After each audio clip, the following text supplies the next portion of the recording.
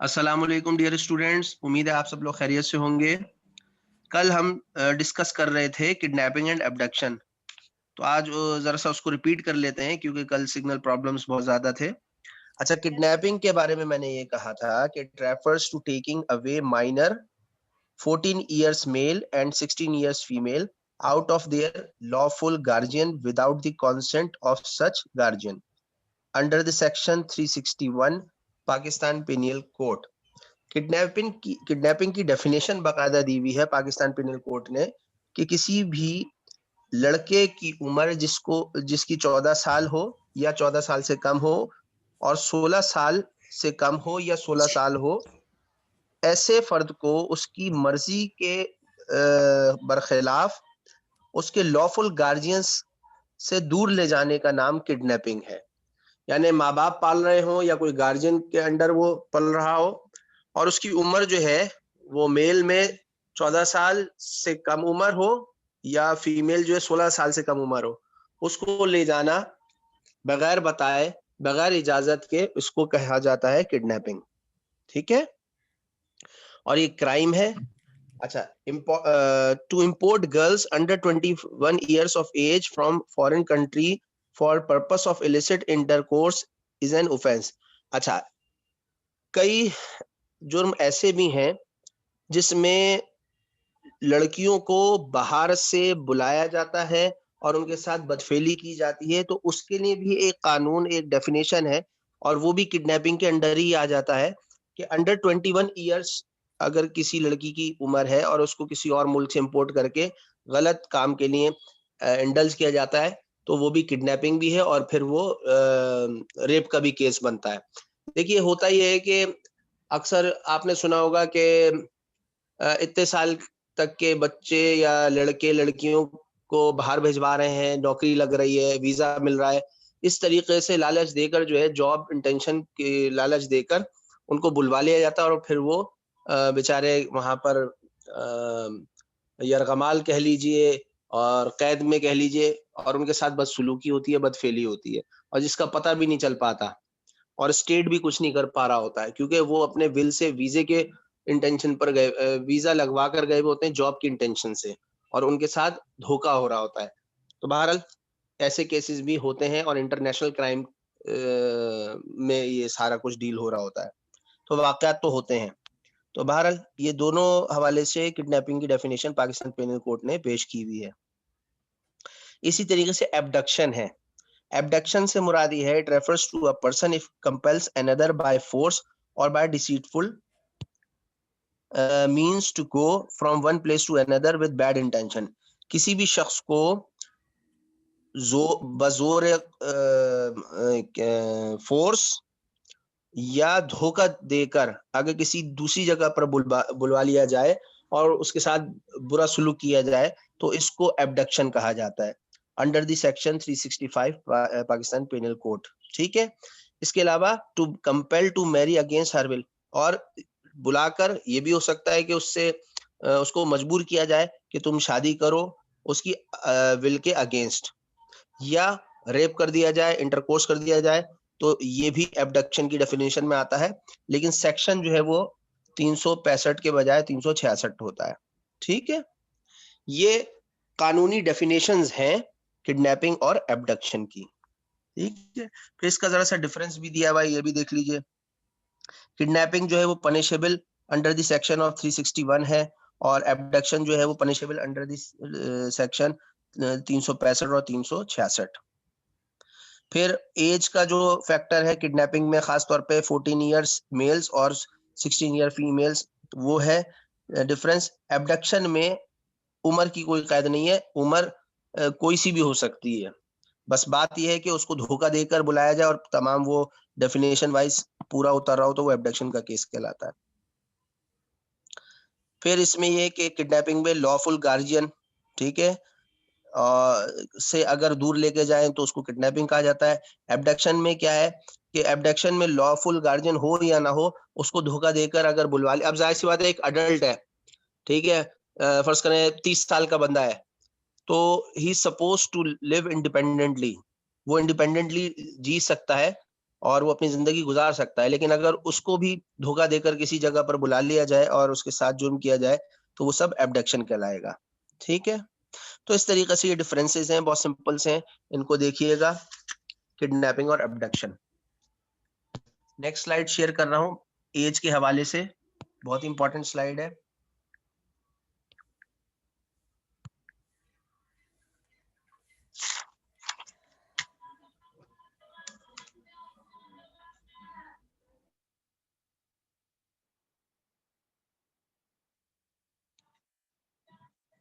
जी, ये स्लाइड देखिए,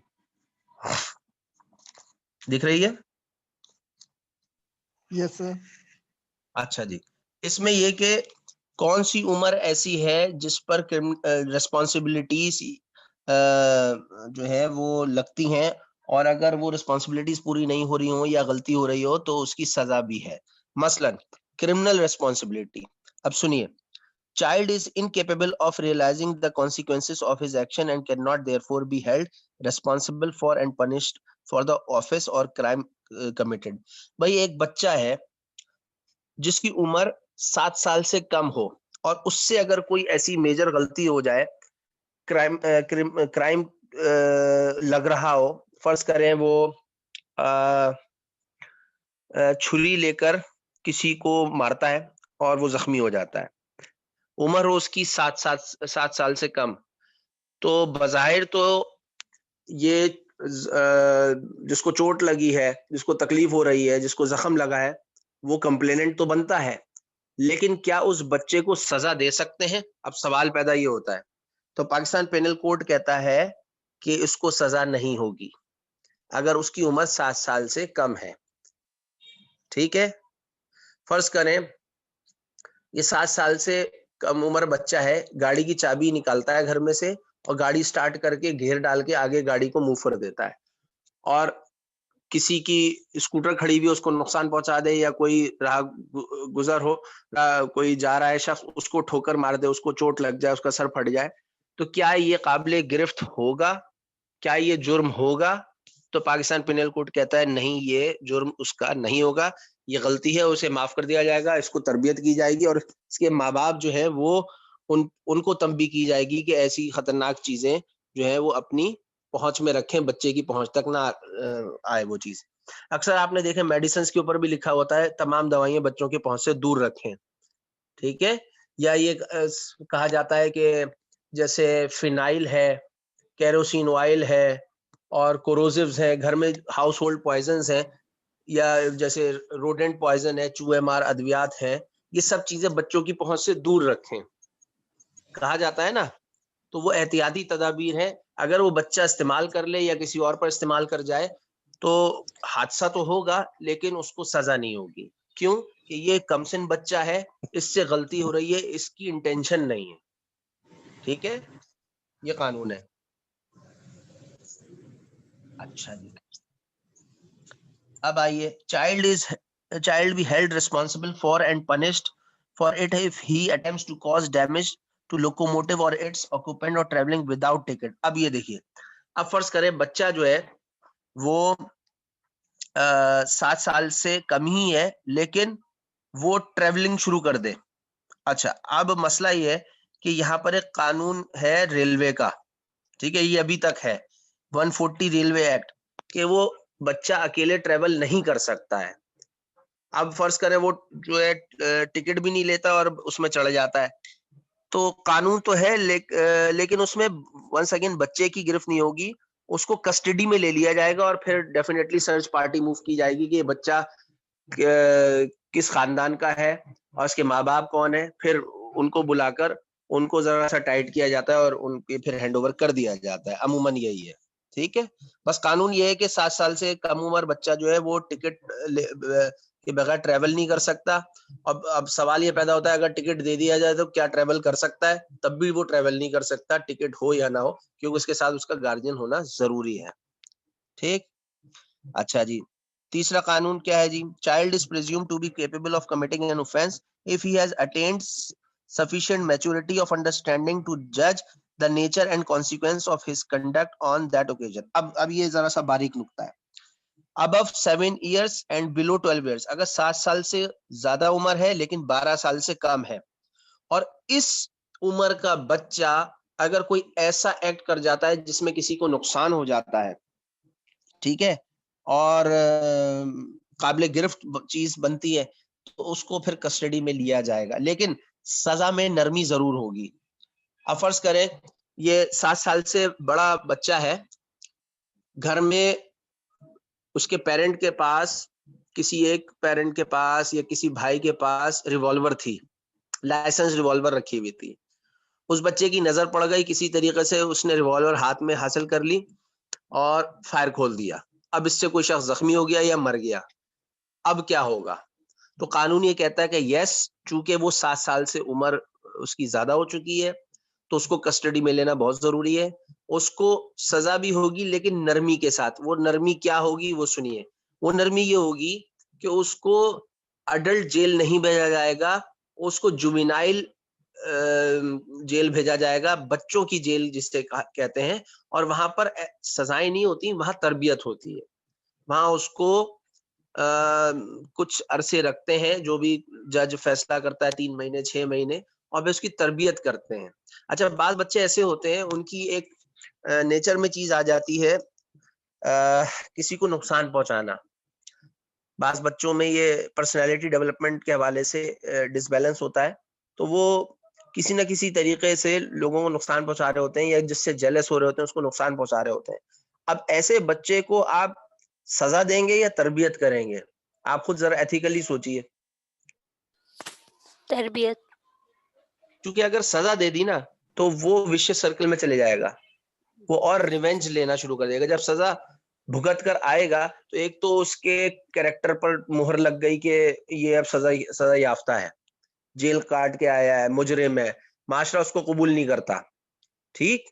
तो ऐसे उसमें खास तौर पे बाहर के मुल्कों में तो ऐसे बच्चों की बहुत अच्छी तरबियत होती है, और उनके लिए काउंसलिंग सेंटर्स होते हैं, वहां उनको भेज दिया जाता है, और वहां से वो एक मस्बत जो है वो पर्सनैलिटी लेकर बाहर निकलते हैं। हमारे यहाँ अनफॉर्चुनेटली बच्चों को भी अडल्ट जेल में डाल दिया जाता है, जिसके नुकसानात ये होते हैं कि जब वो बाहर आते हैं तो वो पूरे एक मुजरिम बने हुए होते हैं, और वो बहुत कुछ सीख लेते हैं एनवायरनमेंट से। जाहिर सी बात है, प्रोफेशनल क्रिमिनल्स के दरमियान में अगर कोई शख्स बैठेगा, और खासतौर पे कमसिन बच्चा जिसका जहन अभी कच्चा था, सिर्फ वो एक गलती कर गया, अब वो क्या है, वो मैच्योर होता चला जाएगा, वो क्रिमिनल एक्ट सीखना शुरू हो जाएगा, और उसके जहन में बहुत कुछ डेवलप हो जाएगा, तो वो एक पक्का मुजरिम बनकर निकलता है। लिहाजा ऐसा नहीं करना चाहिए। अच्छा जी, फिर क्या है? Person can not give valid consent whether expressed or implied to suffer any harm which may result from act not intended or not known to cause death or previous hurt. Example wrestling. अब सुनिए, under 18 years, अगर 18 साल से कम उम्र है, अब होता क्या है कि चंद चीजें हैं, जैसे सर्जिकल प्रोसीजर है, तो उससे पहले पेशेंट से कॉन्सेंट लेना पड़ता है, ठीक है ना? और अगर वो माइनर है कि बच्चा, यानी पेशेंट जो है वो माइनर की कैटेगरी में आता है। माइनर कहते हैं मेल 14 साल से कम और फीमेल 16 साल से कम, तो फिर वो कॉन्सेंट नहीं दे सकता, उसके अटेंडेंट्स पेरेंट्स वो कॉन्सेंट देते हैं, ठीक है? उस वक्त उसको एसेंट कहते हैं, कॉन्सेंट के बजाय एसेंट कहते हैं। तो यही बात ये कह रहे हैं कि भाई वो अगर 18 साल से कम है तो वो कोई कॉन्सेंट नहीं दे सकता। और दूसरा ये कि बाज़ मर्तबा ये भी होता है कि ये 18 साल से कम उम्र बच्चा है, आपस में खेल रहे हैं, खेलते-खेलते रेसलिंग शुरू करी और एक-दूसरे का गला दबा दिया। अब क्या होगा? ठीक है जनाब।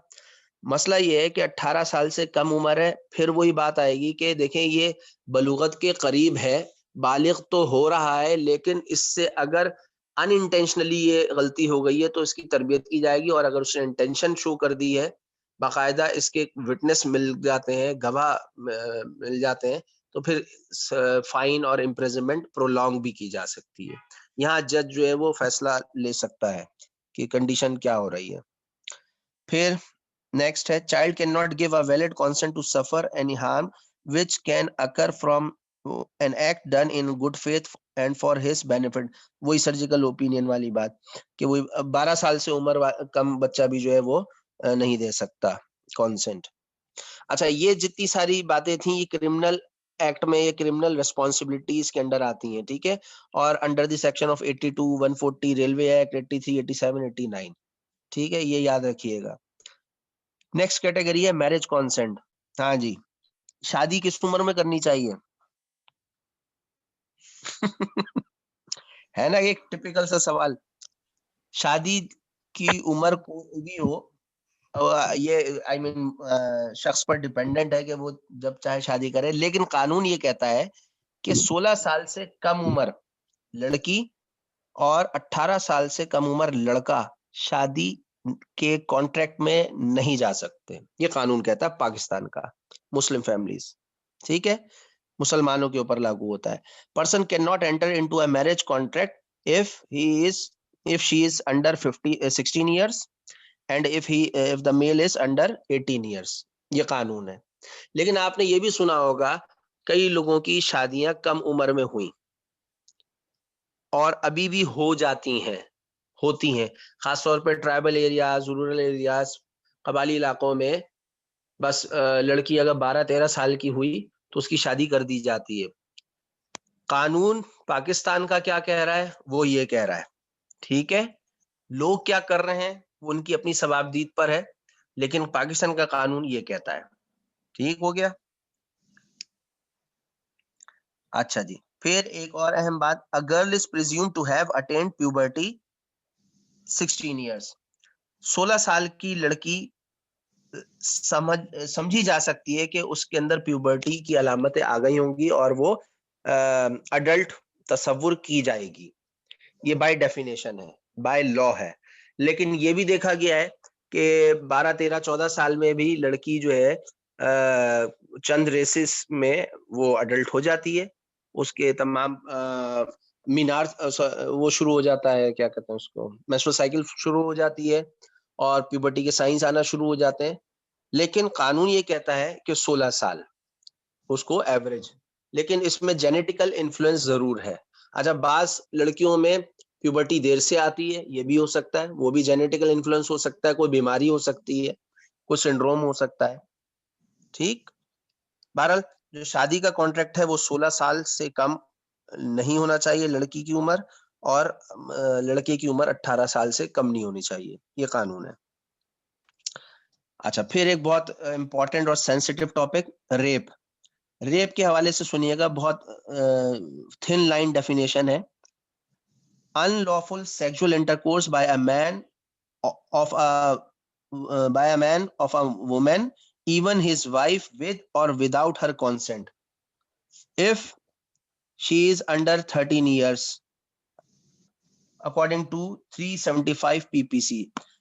पाकिस्तान पिनल कोड ये कहता है कि 13 साल से अगर कम उम्र लड़की है, ऑल्दो कि वो शादीशुदा ही क्यों ना हो, यानी हो जाता है बाज मर्तबा शादियां कर देते हैं, जो अभी जैसे अभी मैंने जिक्र किया, और उसकी मर्जी शामिल हो या मर्जी शामिल ना हो, कानून ये कहता है कि सेक्सुअल इंटरकोर्स रेप कहलाएगा। अब देखिए कितनी थिन डेफिनेशन है ये। अब इसके मुताबिक उन लोगों को सोचना चाहिए जो जल्दी शादियां कर देते हैं अपने सिर्फ रस्म रिवाज को फॉलो करते हुए। कानून के मुताबिक वो रेप है, पाकिस्तान पिनल कोड ये कहता है। अब आप इसमें जो भी जस्टिफिकेशन ले आए, कानून पाकिस्तान का ये कह रहा है कि 13 साल से कम उम्र अगर लड़की है, चाहे वो शादीशुदा हो या गैर शादीशुदा हो, उसकी मर्जी के बरखिलाफ या मर्जी के साथ अगर सेक्स कर दिया जाए तो वो रेप कहलाएगा।